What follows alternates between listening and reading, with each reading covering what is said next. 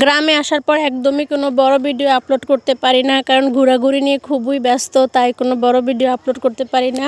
তো এটা আমরা ঢাকা থেকে যেদিন আসছি তার 2 দিন পরে আমরা এই যে আমাদের ঘরের পাশেই একটা লাউয়ের ছিল, মানে এটাকে কি বলে, মাচা ছিল, অনেকগুলি লাউ ধরে আছে।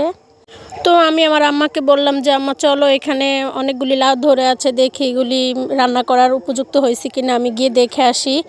তারপর আমি এই যে হাঁটতে চলে আসলাম সেই লাউগুলি দেখতে, সাথে আমাদের 2টা পিচ্চিও ছিল। ওদেরকে তো এখানে আনার পর এখন ওরা এত খুশি যে লাপালাপি করা শুরু করে দিয়েছে।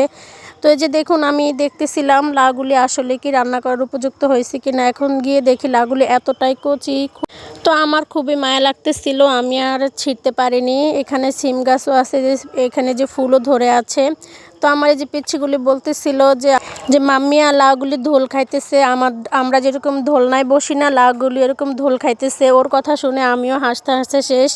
বাচ্চা মানুষ কত সুন্দর করে কথাটা বলছে। তো যাই হোক, এই যে এখানে নিচে দেখুন কি সুন্দর সুন্দর কচু গাছ।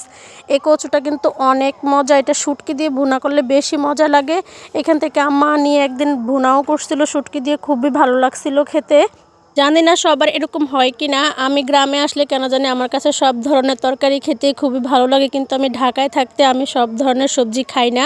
কিন্তু গ্রামে আসলে আমার রান্না করলেই কেন জানি সব ধরনের সবজি খেতেই খুবই ভালো লাগে।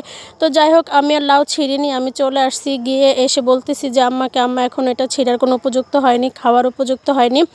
তো এসে দেখি আমার ছোটো ভাই এই যে বাহিরে মাচাতে বসে এখানে নাস্তা করতেছে, খিচুড়ি।